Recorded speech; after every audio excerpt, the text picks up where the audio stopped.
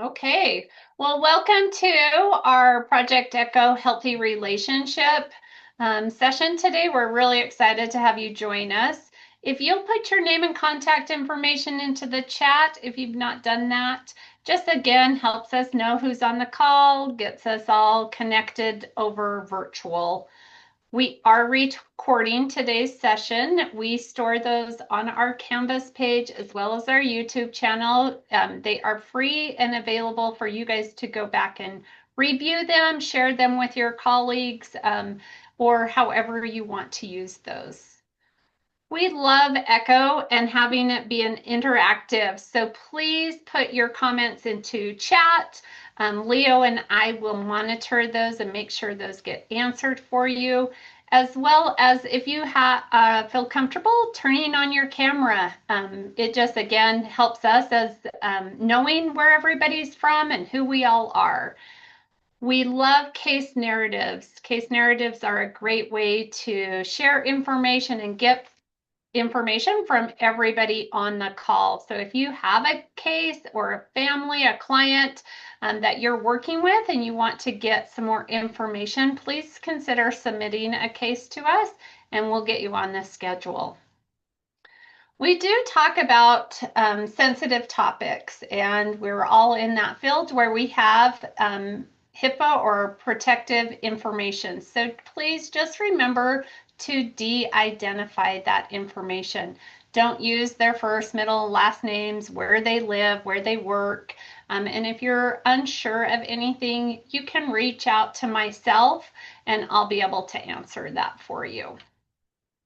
If you've never joined an Echo session, welcome to your first one. They're a great way to learn information as well as just know other people who are out in the field doing the same things that we are. So we will always encourage that discussion amongst chat, coming off mute, asking your questions. We will always have a didactic speaker and then a case presentation and feedback session. Renaming your profile. I know we've all been on Zoom for quite a few years now, so we know how to do that. But just in case you don't, here is those examples. And raising your hand. Again, you can raise your hand, come off mute, or put it in chat, and we'll make sure those get answered for you. If you would like to get information about upcoming sessions or things that are going on with Echo, you can email us at projectecho@usu.edu and we will get you on our listserv so you get that information. A huge shout out to everybody who completes those surveys throughout today's session. Leo will be dropping the survey link in, and that is how we send out our certificates of attendance. So the surveys really give us valuable information that we take back to our funders to show them all the work that is going on within these Echo sessions. So thank you to everyone who always fills those out for us. We also, on our survey, have a spot where if you put your name and address, phone number, you get some free swag. So that is why we have that for those marketing materials. So if you want any of that free stuff, put those on there. Canvas is where we store everything. So if you would like to have access to our Canvas page, please just email projectecho@usu.edu and we will get you started on our Canvas page. I love going back to our Canvas page for those case recommendations because I might not have a client right now that is about that topic, but in the future I have one, and I can always go back and look at all those amazing recommendations and resources that we've provided over the years. Again, a case study, I just love the plug for that. So I'll always ask people, and if you're interested, please reach out to us.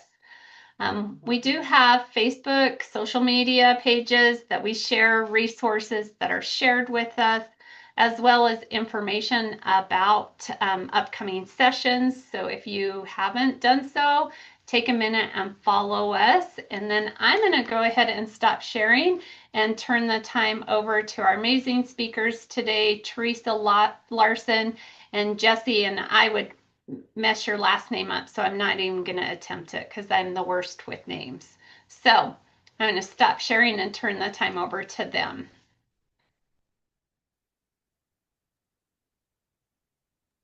Great. Thanks, Janelle. We're happy to be here, Jesse and myself. And today we'll be talking about gender identity, and its intersections with disability. So hopefully you all are also excited to participate. Um, we know that there's a lot of hesitation sometimes to like vocally chat.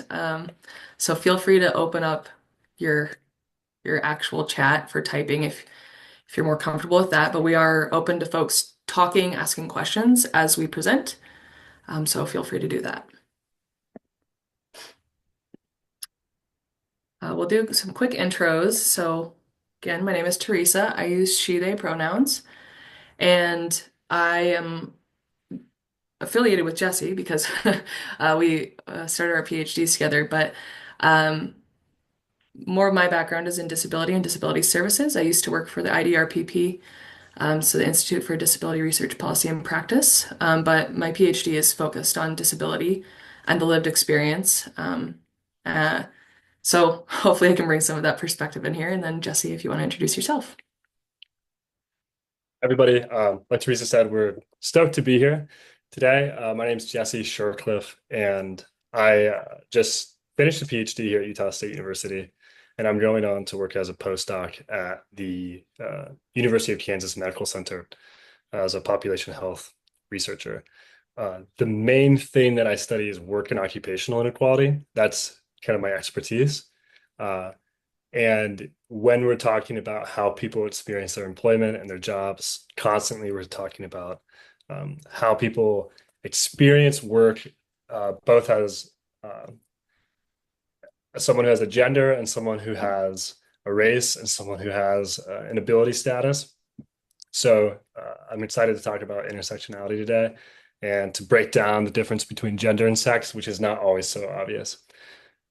Like Teresa said, I hope that you feel not just brave and encouraged to speak out, but totally, if you want to just leave yourself off of mute, we're going to ask a lot of questions.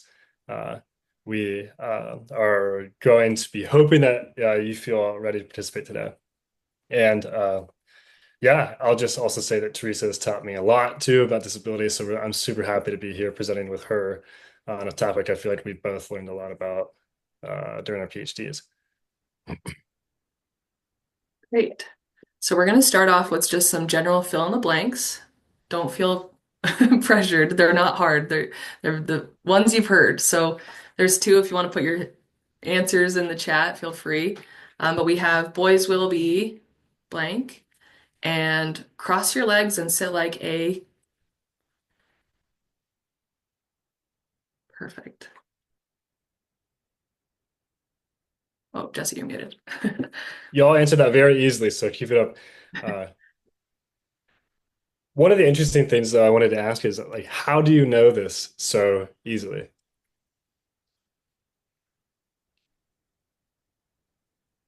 Pretty much said our whole lives, right? Yeah, something we often run into.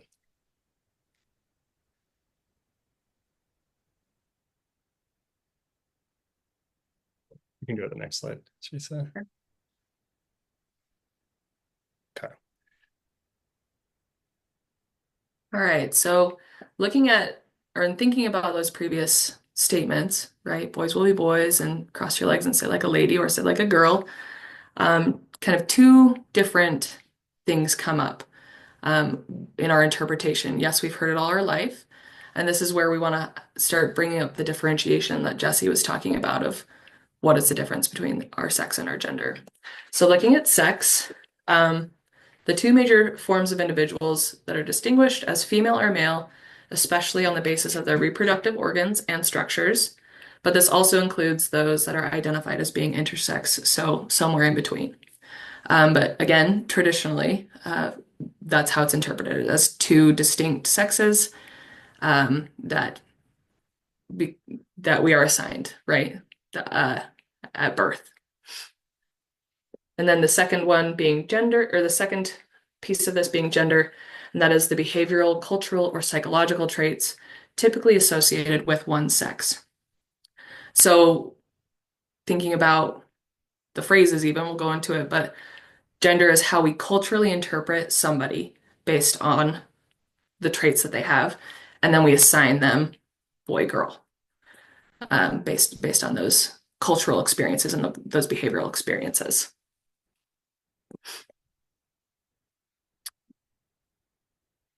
All right, Jesse, you want to take them through this? Sure. So everybody knew how to fill in the blank here. Boys will be boys. And I want to think about how we could break this phrase down into which boys represents sex and which boys represents gender.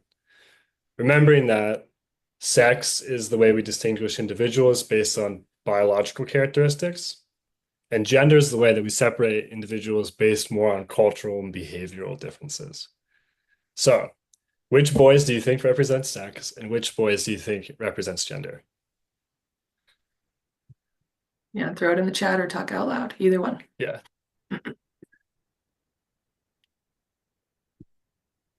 Justin Ray's got an answer so far. First sex, second gender. Someone's seconding him. Janelle has.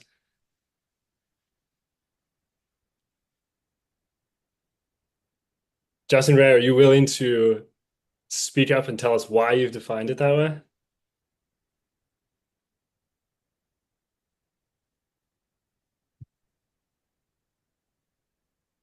That's fine. You can prefer chat. Does anybody else want to provide a thought if they also agree?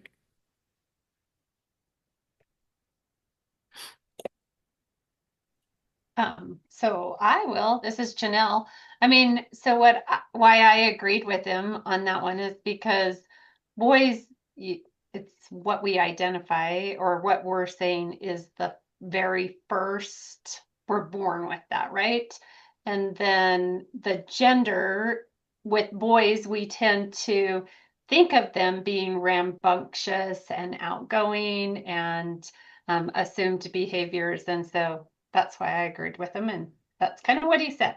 Yeah, I was about to say, he just put in the chat, first is sex because it is creating the group or the common understandings, and the second reference is to set it as to a set of assumed behaviors.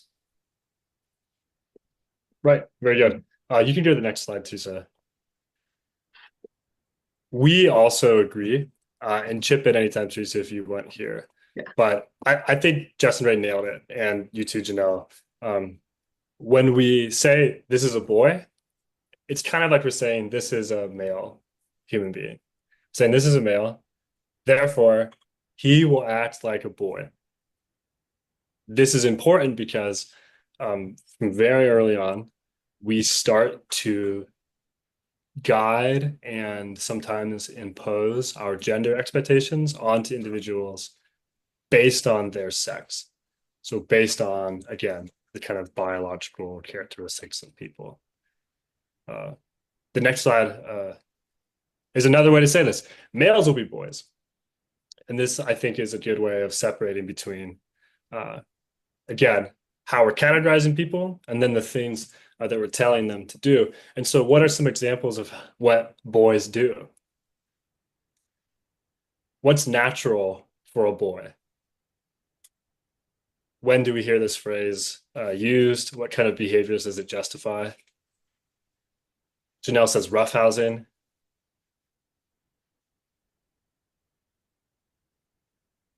Playing in the dirt.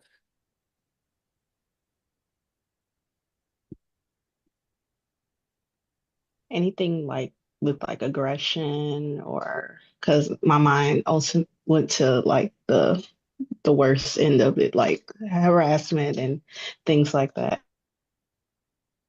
Yeah, sometimes this phrase can be used almost in defense of things like, oh, he did that. Well, boys will be boys. So it can go that way. I think also along with that, the description of their emotional behaviors rather than just their physical behaviors, like where they're emotionally supposed to be. Correct me if I'm wrong. I think it's Raya or Raya. But that's kind of what it sounded like to me when what you were saying is that. Yeah, it's Raya. People often say Raya because of the lady with the dragon. I don't, yeah, I've never seen that movie, but yeah. All Thanks right. for Well, telling thank you, us. Raya. Yeah, we appreciate that.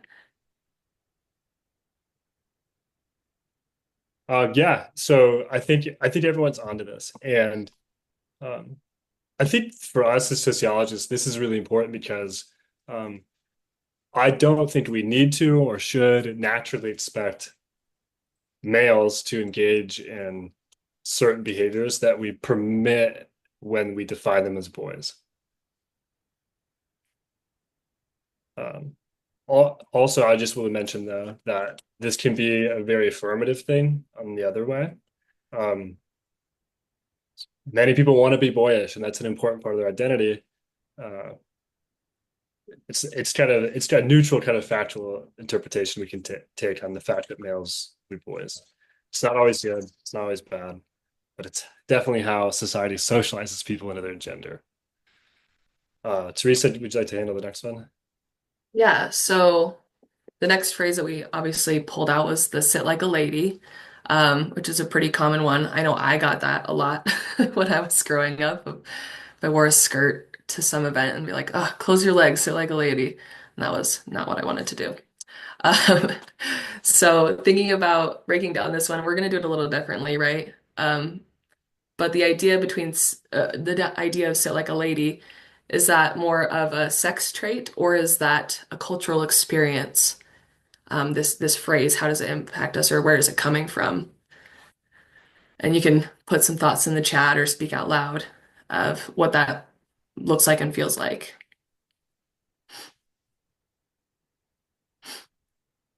Or maybe what are we communicating to people when we say, like, sit like a lady? Yeah, proper or quiet, cultural, it's what is expected, could be both. Stephen, do you want to talk about what you would like to say about it could be both? Shadow type. Well, a lot of times sit like a lady meant, you close your legs so you don't um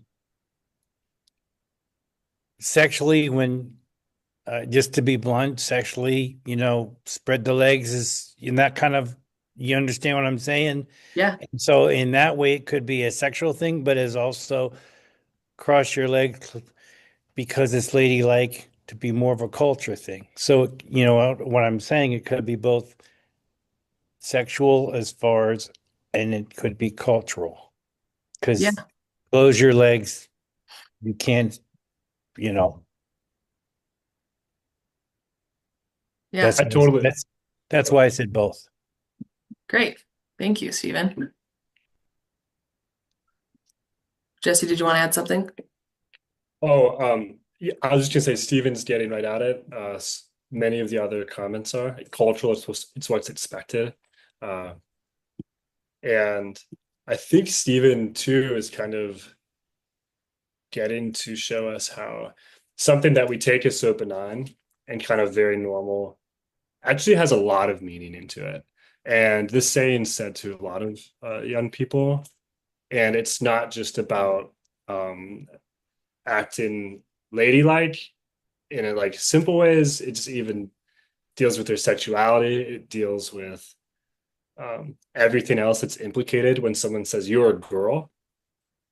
Uh, I have a close colleague who is in her late 20s, and sometimes I use the word girl when I probably shouldn't. And she's like, you can't call these people girls. These are women. They're, don't act out, no drama. Yeah. I think something that to kind of build off this idea too that Stephen brought up and that you were talking to, Jesse, is the way that we also have really pulled together the two concepts and thinking that they're the same or that they're connected intrinsically. Because even while Stephen was talking, um, I would interpret some of those things as just gender issues because even thinking about sexual organs, those who are identified as male, similar space, why aren't they asked to close their legs? Why is this a phrase specifically given to those who are gendered as girls in that capacity? And so even differentiating can sometimes be really tough. Um, but so in my personal thoughts is that it's all cultural, but I can see where it's some of that is sex as well. Yeah.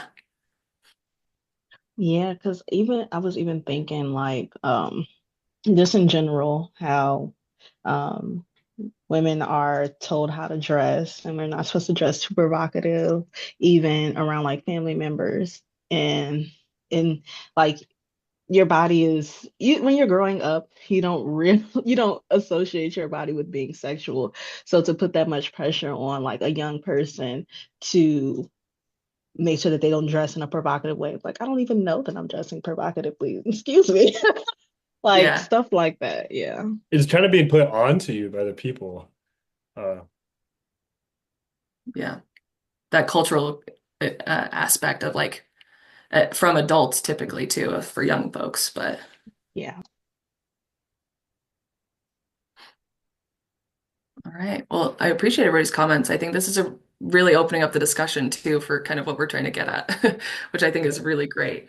So we'll go ahead and uh, again, at the bottom of the page, it's a little bit harder to read, but it's although they are different, sex and gender are often thought of as the same, which is again what we're getting at. We're getting at that idea that it's hard to differentiate sometimes. It's hard to get through the weeds of like what is something that is sex oriented versus gender oriented. And so really, really thinking that through can be in the weeds sometimes. and I'll add one thing Yeah. too. Justin Ray said that like man spreading is seen as culturally acceptable because male sexuality is seen as acceptable and it's okay to be kind of forward for many males in their sexuality. Um, but again, we want to just emphasize that there's nothing inevitable about that based on someone's biological sex. Uh, Yeah. Christina said that boys don't wear kilts, but some men wear kilts, and they would probably have different norms of sitting. Uh, Again, these things kind of get put on top of, there's a lot of cultural things get put on top of our sex, which is Yeah. gender. Yeah. All right. Yeah. Thanks, Teresa. Yeah. Well, it just gets hard to differentiate, which is why I think also a lot of folks get nervous when we talk about sex and gender because they're like, "Oh no, it's hard to get through some of the tangle that we all Yeah. experience, and then where do we go from there when we're tangled up?" And then to make it even more complex, we talk about our gender identity, right? Um, so a person's internal sense of being masculine, feminine, some combination of masculinity and femininity, or neither. And how that kind of looks again a little bit messy sometimes of like what does that mean for each person. Um, but yeah, it's just an interesting concept that a lot of folks may or may not understand that they also engage with, even if they do experience their gender that they were and the sex that they were assigned at birth.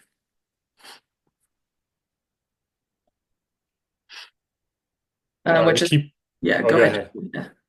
Okay. Yeah. And the key point here is just that oftentimes the way that someone expresses their gender identity does align with their sex assigned at birth uh, for many reasons. Other times it may not. Somebody may want to express behaviors that aren't expected or aren't considered to be culturally normal. And that's just what's authentic to them.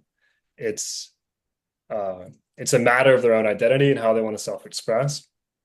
And Christina added that a great example. Girls may do boyish things, but still they are a girl.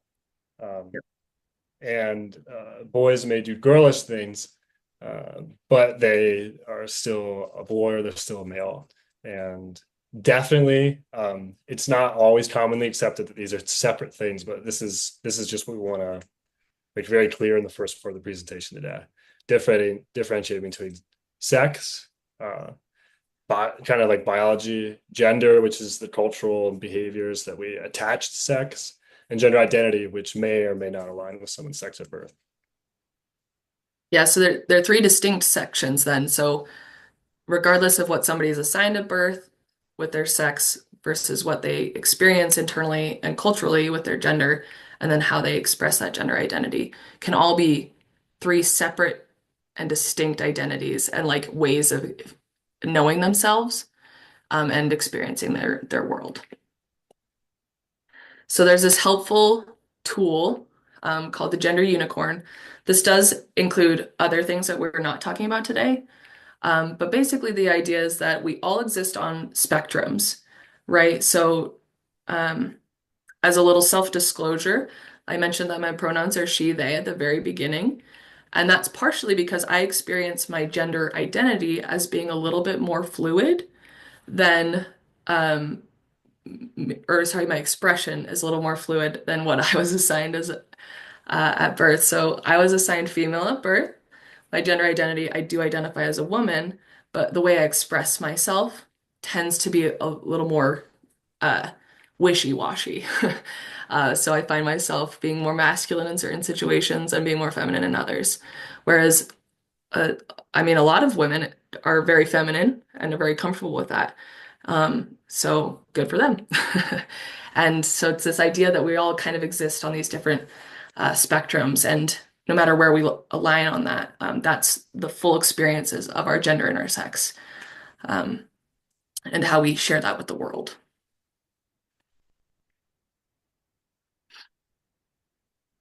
All right. Have folks seen the gender unicorn before? I'll leave it up here so you can kind of look at it. But yeah, so the question in the chat is, doesn't that also determine the culture you live in? A lot of times the culture you live in actually dictates how comfortable and what you are comfortable doing with your gender and your gender identity. So maybe flipping that a little bit, because some cultures do have different, I guess, more acceptable types of gender and gender identity, and have a spectrum that looks different than this even. So it kind of just depends on the culture you live in that also dictates the gender that is normalized. I think I said that right. Jesse, do you have other thoughts? Yeah, I think you're definitely hitting the nail on the head there. There are as many culturally normal expressions of gender as there are cultures, and we live in a pretty diverse globe. Um, yeah, in some countries, what people think is masculine or feminine may be different from where we live. That's true. And it's important to remember, I'm pretty sure high heels were originally worn by men who rode on horses. These things also change over time, and our expectations about gender have changed a lot, even in America since the early 1900s, in terms of how we organize our families and who lives in the house. It's often it's just much more dynamic than people may realize at first. Yeah. Yeah, and so that framing, that secondary one was like their definitions of masculine and feminine may be different. Absolutely. And so even our own internalized experiences of ourselves is is different than maybe what our cultures tell us. But that's kind of our lived experience and why the spectrum is so important, because it shows us that we have that diversity within ourselves, to demonstrate that we're all kind of different in our gender experience. Yep.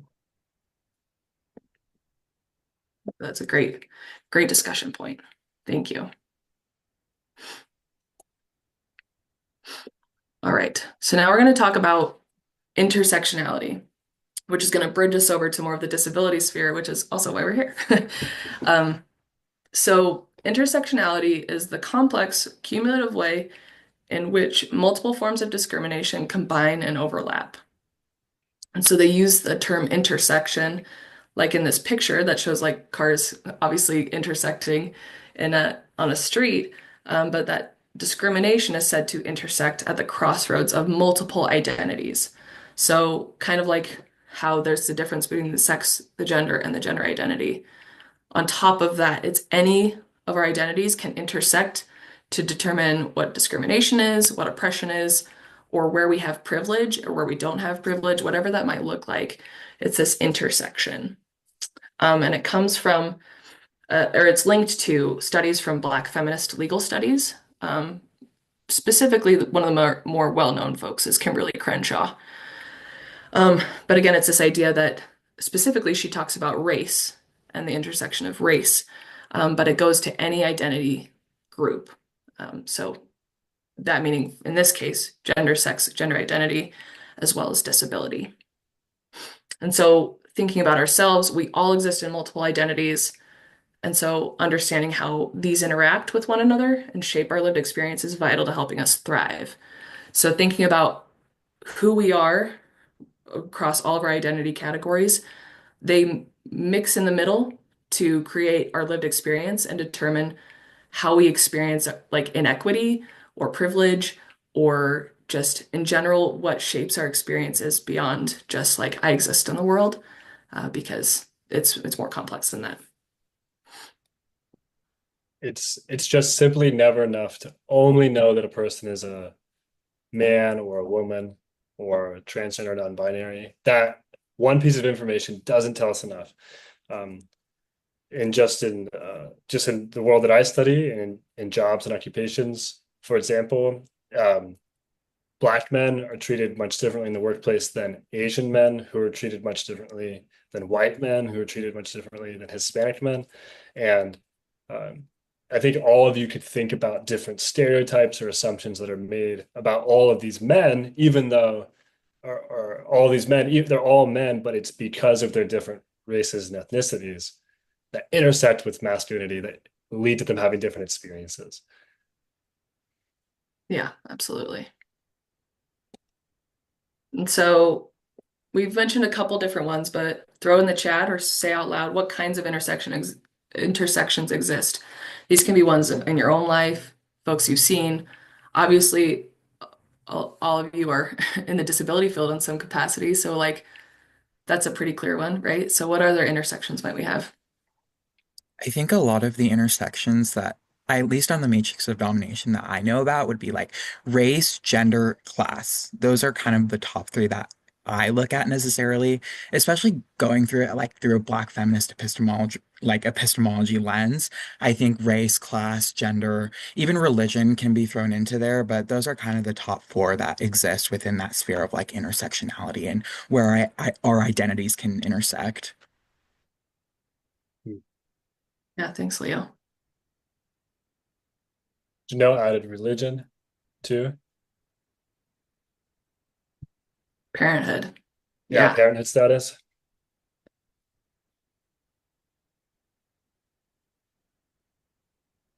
I like to think of it as anything that impacts your life can impact every other part of your life. So that's something that's like that is the intersection, the fact that one thing can change you, uh, and change your experience. So like yeah, family dynamics. Like if an example would be like, do you live in an intergenerational household? Or do you live with a divorced parents? Did you never meet one of your parents? Like those kinds of things. Birth order. Yep. Ooh, birth order. Getting real Foster, sociological with adoptive, birth order. biological. Parenthood. Yep. Foster, adoptive, or biological parenthood. Absolutely. And Leo mentioned something really important, which we weren't necessarily going to talk about today, but these intersections all often define different like axes or where most of the power in society moves around, or most of the opportunity is structured around. So um, gender and race and class are really the big three in American society, where we have a history of slavery and settler colonialism. It's just a fact of the United States, and where we live in a society where it helps to have money. Race, class, and gender are kind of the big three intersections. And it's if you have information on all three, um, or if you look at things through a lens that considers all three, that's the best. That's a good starting point to understand people's experiences. And it's better than having just information on one or just seeing the world with one of those lenses. Yeah. And as a disability researcher, I like to say there's actually a fourth, and it's disability. Because Yes, it you're intersects right. with more people than I would say realize it or are willing Definitely. to admit. But okay, any other thoughts on what intersections exist before I jump to a graphic that tells us a lot of intersections that exist? Okay, all right. So this is kind of what Leo was getting at, but this is like it's also not the easiest to see, so I'll read a couple of them. But you all mentioned quite a few. Um, so like the race, the sex, the gender is classic ones. Um, but even your ethnicity, which race and ethnicity are separate. And so on here it's like European heritage, but they have heterosexuality, the ableism, the credentials, meaning education or like that merit, whatever that looks like, your age, your politics, your class, language, your color, um, the parenthood, like was mentioned. Yeah, so all sorts of different uh, things across this intersectionality wheel, if you will. But yeah, really makes things complex. We can just give you a second to look at this wheel. Hopefully, you can read it. Let us know if you want us to read anything out loud. Um, Let us know if there's anything new on here for you that you haven't seen before, or if there's anything that surprises you.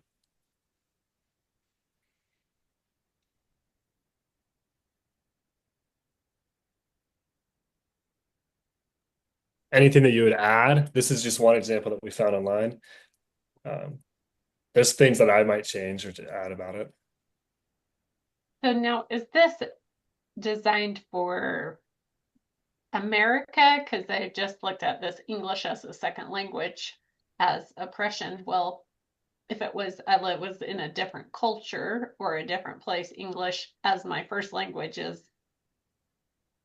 then going to be not very good, right? That's a good point. Yeah, that could Yeah, probably. Oh, go ahead. I was gonna say I don't know who it was specifically made for, but it was created by somebody in the US. So I would imagine that was very ethnocentric of them to assume. So That could just be like more. That could more be dominant, non-dominant language. But um, I think that when we are talking about racism as centering on whiteness as a privilege, then usually we're talking in an Anglo-Saxon Western context. Uh, though those privileges extend outside of the United States, and that's important to remember. yeah. Any other observations here? Anything new? Anything you'd add? Or we'll move on to the last part of our presentation.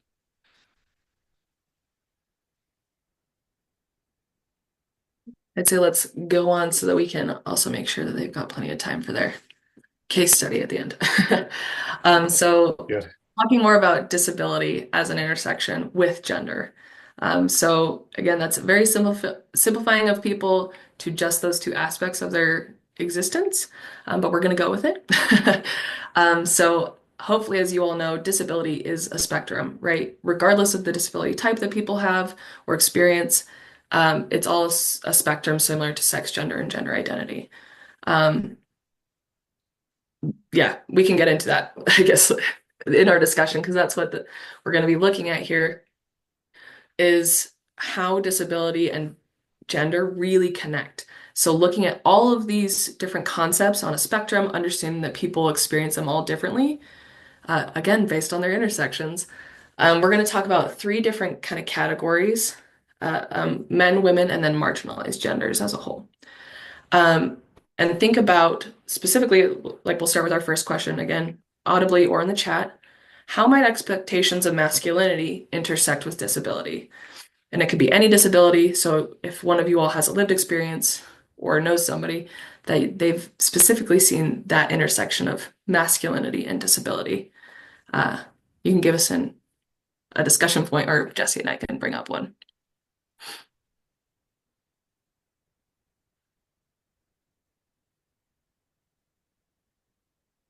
So let's just start with that first question. How my expectations of masculinity intersect with a disability?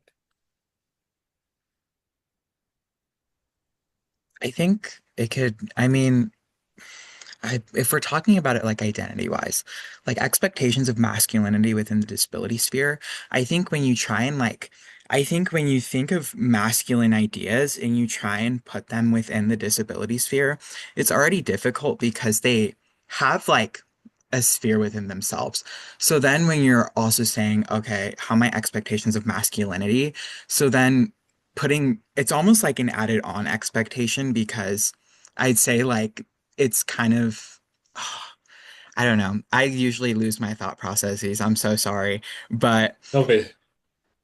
I think it just goes into the fact like gender and disability, they're intersecting. And I'm not looking at masculinity as gender, but we could just do it like that, where a male with a disability is going to try and adhere to those masculine norms of the status quo, but rather he's going to find difficulties in adhering to the status quo because the disability status quo is probably completely different than what a normal Western status quo for a masculine man would be. Like already there's an intersection or there's an identity thing added on where you have a disability, and then you're also adding on the masculine identity as well. So it's kind of these two converging spheres where the status quos are completely different within the both of them. And I think it just does present a lot of, I guess, like dissonance within themselves and within their identities. But I think that's why it's also just important that we should let people express themselves as they wish. But obviously, it does go into like intersectionality. Sorry, I'm rambling. No, that's No, great. yeah, I think you're after it. Think Really hitting about on the the complexity. Yeah, go ahead, Yeah, Gina. and it just I think it depends on the age as well. Because so, I mean, my world is littles, right? And so that topic that you guys just have brought up, that boys will be boys, well, a lot of times parents are just so a child may not be communicating or interacting or doing some of those things, and they are just say they have that same concept of like, well, boys just learn later, or boys are not as talkative as girls are. And so then they're not looking at that disability that may be impacting their family dynamic. Yeah, absolutely. And I like the one that was put in the chat too, this example from Karma. Masculinity may prevent someone from seeking accommodations for their disability, right? Not wanting to have that help-seeking behavior because that's not manly. That's not what men do, right? The classic of like, I won't ask for directions even though I need them. Yeah. Yeah. Also with, oh, go ahead. I was just gonna say to Janelle's point, like even with like ADHD and how that shows up differently in genders, and then because I was late diagnosed, so that it's like a lot of stuff could have been avoided had I gotten, proper diagnosis and had support all throughout my schooling, and then having to figure that out when I was in college, that was very difficult. So yeah, that made me think of that. But I didn't know how to articulate well, but Leo, you ate. You did good. You did good. But I think you bring out another really good point because there's a lot of times girls are missed in identifying a disability or a delay because of their difference with genders, just like how Jesse just put in chat. Yeah. We could open up into how a lot of the studies done on intellectual disabilities happen to be done on young men, which can manifest differently. But that's kind of, yeah, that's a bigger topic. But yeah, everyone here is familiar with this, Yeah. which is good. One example I wanted to add to, I can't remember who I'm jumping on, but about accommodations in men. For some men with physical disabilities, they might feel excluded from like the rough and tough masculine boyhood that boys experience if they're unable to physically participate, which can be tough on some young people and tough on even adult men. Yeah. Feeling like you can't participate even though you want to in that gendered experience if you identify with that gender. Mental health wise would not be ideal, especially when that expectation is so put on of that is what's supposed to happen. Absolutely. Let's talk about then how might expectations of femininity intersect with disability. So we kind of talked about issues of diagnostics, right? With certain uh, just very honestly various things like we know with autism, ADHD, and other uh, like behavioral diagnoses, because a lot of them typically get lumped in with boys as far as like those are problematic things. Problematic is in quotations, obviously. But yeah, so some other thoughts about the experience of femininity with disability.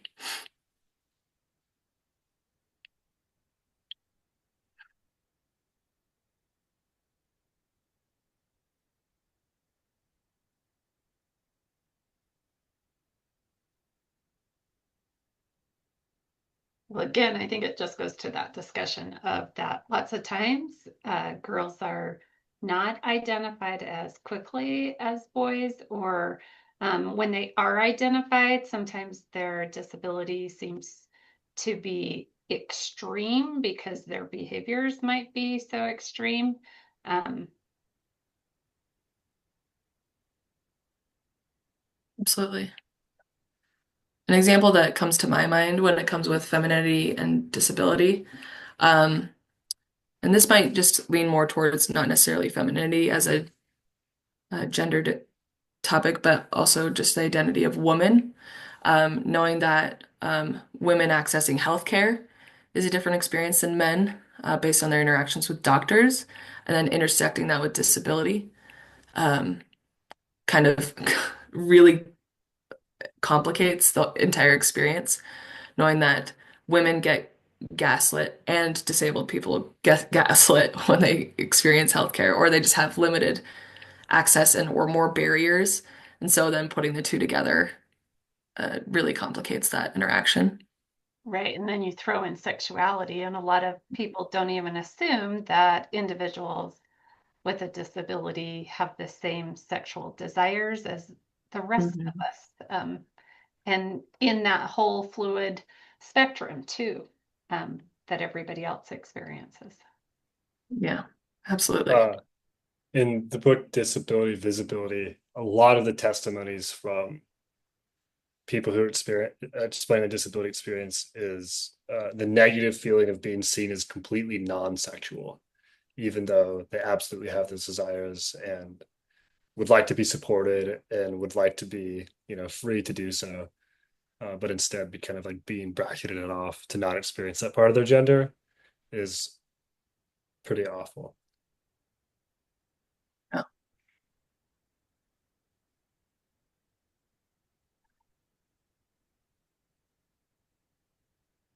What other thoughts do we have about femininity and disability, or even maybe other complex experiences about men and women versus disability, if you will, And other intersections too. and If other you intersections that they come to mind? Yeah.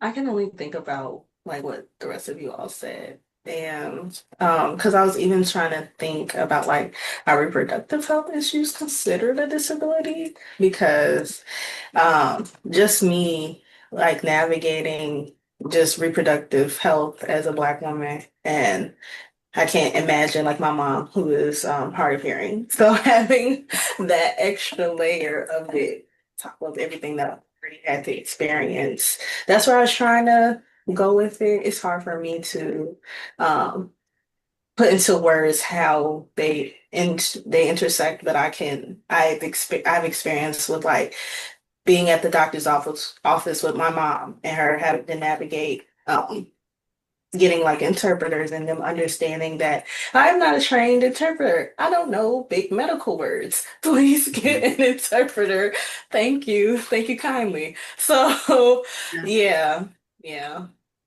one of the ways that Kimberly Crenshaw talks about it is that it's not additive, it's multiplicative, meaning that like that extra layer doesn't make it just a little bit harder. It can make it like multiple times harder because now you're dealing with two things at once. Like a medical provider who's not going to give your mother like a full listen to, in addition to her being hard of hearing, like it makes things multiplicatively harder. Yeah, and also along with what Raya was saying, I think that highlights also that um, disability has a culture, gender has a culture, right? All of these, healthcare has a culture. So it's the intersection of culture too. So like, even if your mom does get an interpreter, do they understand culturally what that looks like, right? What kind of language is used, even in the discuss, like for those that are using ASL, right?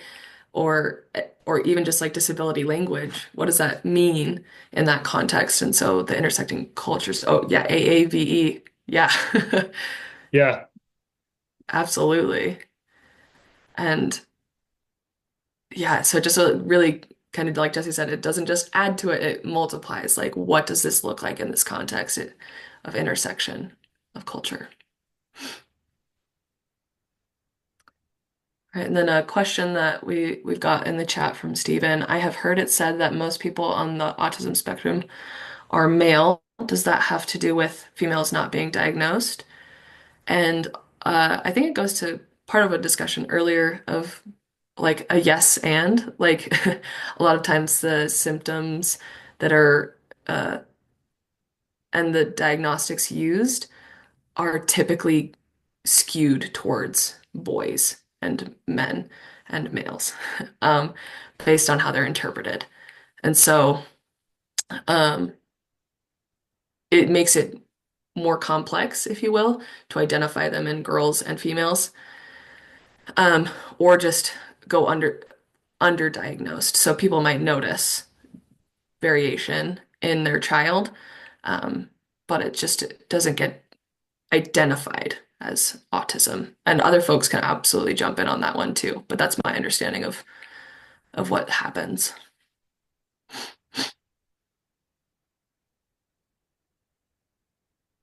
Okay. And before we run out of time, we aren't going to watch the video that's on here, but because we kind of have talked about it a little bit so far, but thinking about marginalized genders, so that includes anybody who basically falls outside of the binary, as considered a marginalized gender, um, and then their intersection with disability. The video is from Instagram, but the creator, her name is Amani Barberin. If folks have heard of her before, she's a disability rights advocate. She has some pretty powerful messages around disability and race and gender, because she is marginalized on all three. But she specifically in the video talks about disability access at Pride events. So thinking about access in already marginalized spaces and then feeling further marginalized based on a different marginalization.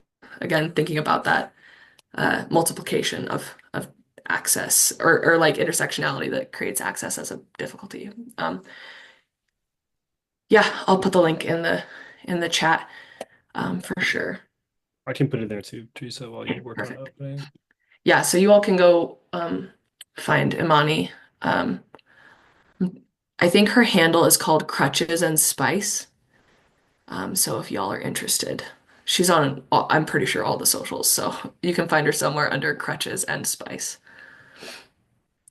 But yeah, very, very cool takes. In this little video, she talks about access at Pride and that intersection of not just that you're a marginalized gender, but that you're marginalized further because of your disability. All right, Jesse, do you want to introduce our final question for folks? Yeah. So we're just going to go to the second question at the bottom.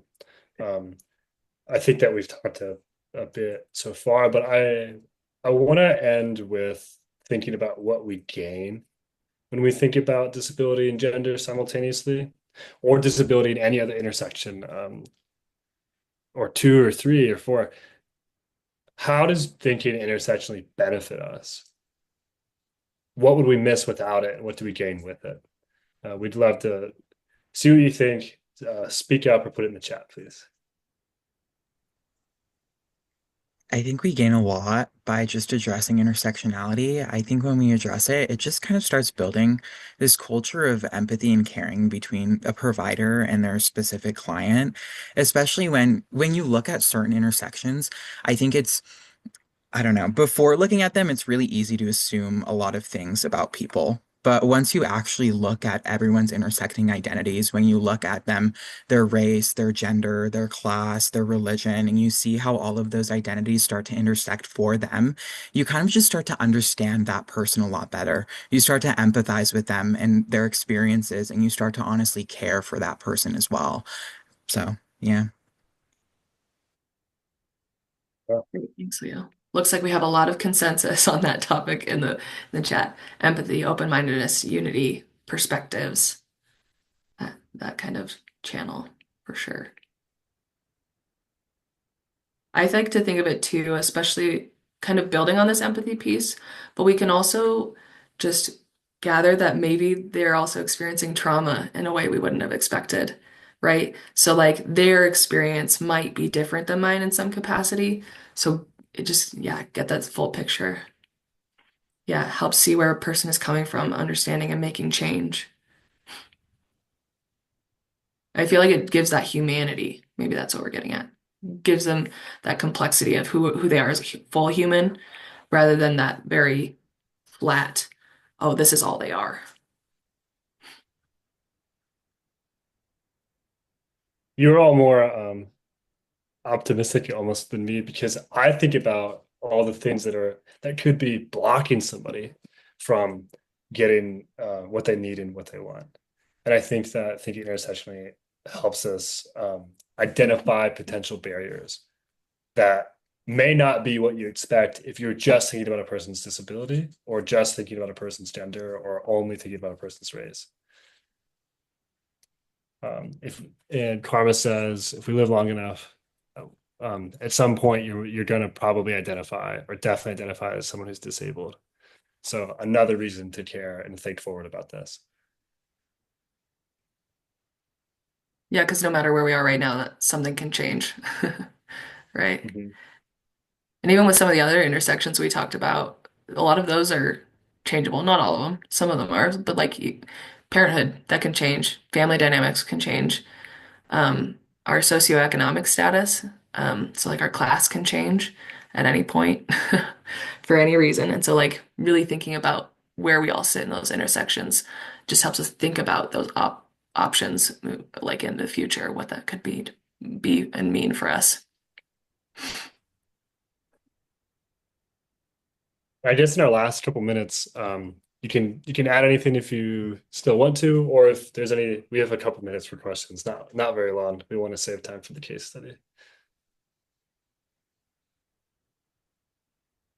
Yeah, those were some of our references too. So if you're interested in the Crenshaw book or the Gender Unicorn, also the book that Jesse mentioned earlier, hopefully you've heard of it, but if not, it's called Disability Visibility, and it's by Alice Wong.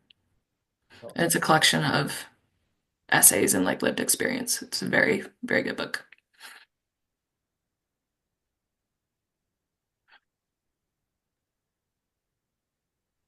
It's a Well, really good book because it's many people's stories collected Yeah. in one space. Yeah. that was awesome. Thank you guys all for that great discussion and information. And hopefully we've all gone away thinking about it in a different perspective. So I appreciate it. Um, I don't know if you guys are able to stay on for the case. If you are, that is great. If you have to jump off, that is fine too.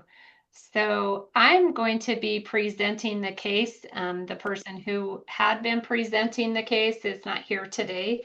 So this is Daniel. He is a 20-year-old male. And Leo, if you want to drop that in to chat so just people could follow along if they want to. Um, he's a 20-year-old male with cerebral palsy. He uses a power wheelchair for mobility and communicates through an interpreter or a speech generating device when the interpreter is not available. He has strong cognitive abilities and he's attending college for his bachelor's degree, and he expresses himself clearly and thoughtfully. The family background is that he lives at home with his parents, who are currently his legal guardians. So talking about a different type of intersectionality right there is usually when we're 18, we become our own guardians. But a disability, sometimes your parents stay your current guardian. They are devout members of a conservative community, and hold traditional views on sexuality. While they are loving and dedicated to Daniel's physical care, they express discomfort and disapproval regarding his sexual orientation and desire to explore the LGBTQ plus community. Some of the issues is that he has recently shared with his support staff during a person-centered planning session that he has a strong desire to attend the local Pride event and visit gay clubs. He expresses a longing to connect with other gay men, build friendships, and potentially find a romantic partner. He feels isolated with his family and believes that engaging in the LGBTQ plus community will foster a sense of belonging and self-acceptance. From Daniel's perspective, he articulates that his feelings are stifled and misunderstood by his parents regarding his sexuality. Daniel is feeling misunderstood by his parents. He understands their religious beliefs, but feels they are preventing from living authentically and experiencing typical young adult milestones. He feels frustrated. He states that being disabled is hard enough. Being gay is not being allowed to be myself. He feels even harder. And his parents' perspective is that they express concern for his safety and well-being in unfamiliar environments, particularly at night in potentially crowded spaces like clubs. They voice their religious beliefs that do not align with same-sex relationships, and they fear that he may be taken advantage of or exposed to what they perceive as harmful influences. Their guardianship stems from the desire to protect Daniel, and they struggle to reconcile their love for him and their discomfort regarding his sexual orientation. They've stated that we just want what's best for Daniel, and we worry about him in those places. We also believe that we don't believe it's the right path for him. And so some of the questions that we really wanted to discuss in our 2 breakout groups is that what are those initial thoughts and reactions to Daniel's situation? What are some potential first steps to support the support team could take to support Daniel? And how can the principles of person-centered planning be applied to this case? What are some strategies that could be used to facilitate communication and understanding between Daniel and his parents? What community resources, disability specific and LGBTQ specific, might be helpful for Daniel? And how can professionals advocate for the rights and desires of individuals with disabilities in similar situations? I'm going to drop all those questions into chat. And then Leo, if you want to go ahead and put everybody in breakout groups, we can have those discussions. So thank you all for the great discussions. We are taking a break in July for this ECHO, and we'll be hosting 2 sessions again in August and September. Is that right, Alex? Yes, speakers to be determined. There you go. Thank you, everybody. Enjoy the rest of your day. And again, thank you to Teresa and Jesse for the presentation.